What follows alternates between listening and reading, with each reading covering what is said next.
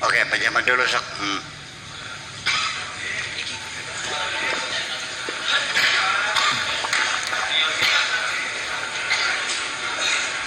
Assalamualaikum warahmatullahi wabarakatuh. Saya Haji Ahmad Sirojudin Mansur dari Majalengka. Ya. Mau tanya mengenai perjalanan haji. Saya suka ngebimbing jemaah haji dan umroh. Pernah menerangkan ada satu riwayat dalam kitab Tazkiratul Aulia. Tazkiratul Aulia. Aulia ya. Seorang sahabat namanya Ali Al-Muwafaq. Ali Al-Muwafaq itu yang dari Damaskus. Ali Al-Muwafaq. Ali Al-Muwafaq ya, dari Damaskus. Dia diriwayatkan 1 minggu lagi mau berangkat, istrinya lagi hamil. Lagi hamil itu lagi ngidam lah. Terus berhubung orang ngidam, jadi ada suatu ngambek gitu apa ya, mencium bau masakan tetangganya. Akhirnya dia itu akhirnya diselusuri sama Ali Al-Muwafaq.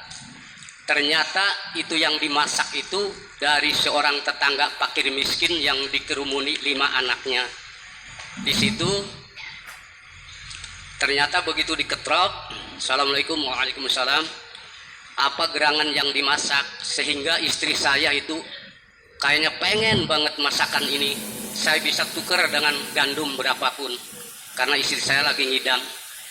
Nah, di situ kata seorang janda miskin itu yang dikerumuni 5 anaknya, aduh maaf, ini bagi antum itu haram makanan ini. Loh kenapa? Karena yang dimasak itu ini sebagai daging bangkai. Yang saya menemukan di pinggir jalan ada daging bangkai keledai. Kenapa ini dimasak? Karena saya mempertahankan hidup daripada anak-anak saya mati. Jadi inilah yang saya masak, kata si janda miskin itu. Jadi buat antum itu haram makanan ini karena saya mempertahankan hidup saya dan anak-anak saya.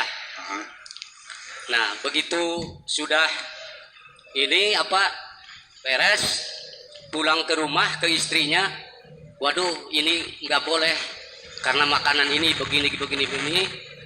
Akhirnya kompromi si istri dengan sahabat Ali Al-Muwafaq itu, akhirnya biaya tersebut dikasihkan semua ke janda itu tuh ya, ke biaya haji iya. Itu pada akhirnya dia itu sudahlah cita-citanya tuh tidak bisa melaksanakan haji.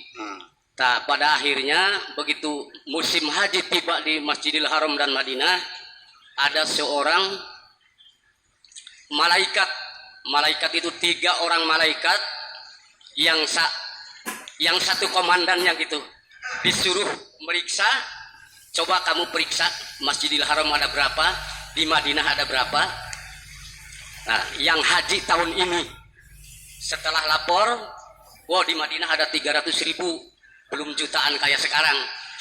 Ternyata di Masjidil Haram juga ada 300.000. Coba kamu periksa lagi ada berapa yang mabrur.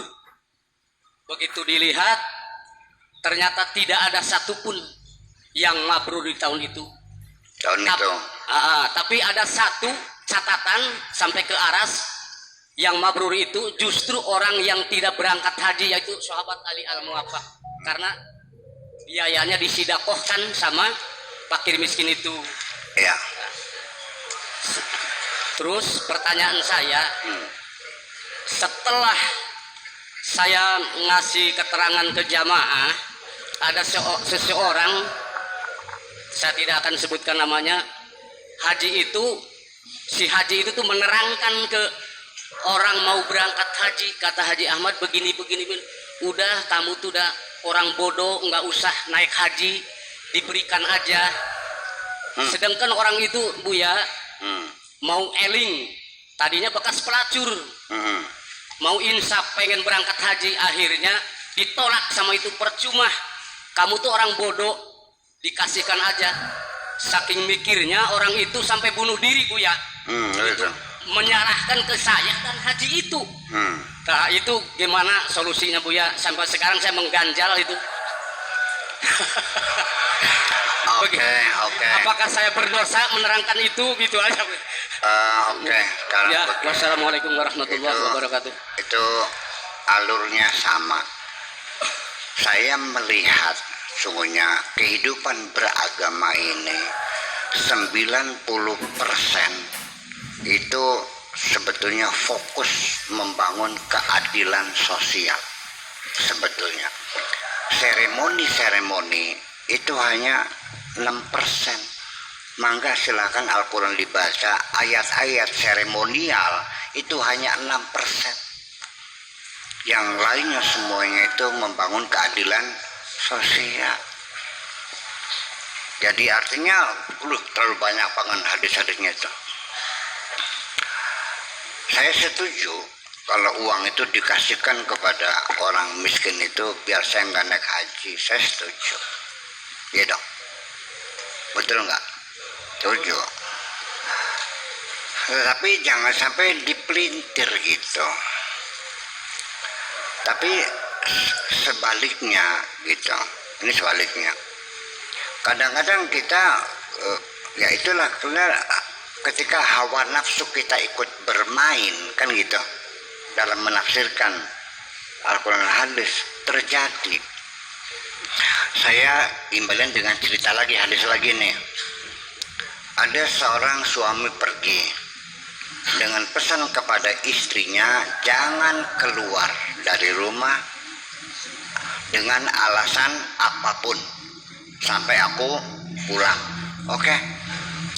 Si perempuan tadi istri yang soleha menunggu rumah dan tidak pernah keluar.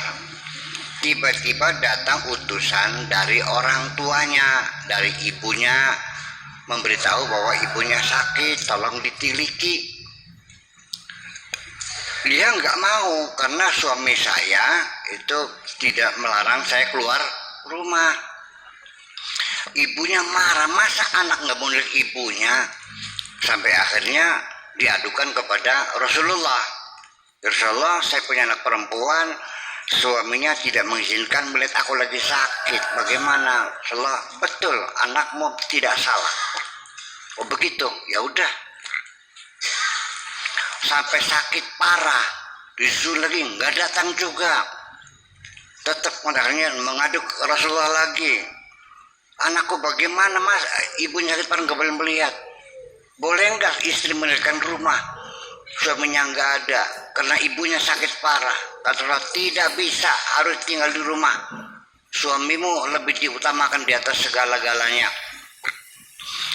Sampai ibunya mati disusulin, nggak bisa datang karena belum mendapat izin dari suaminya. Diadukan sama Rasulullah.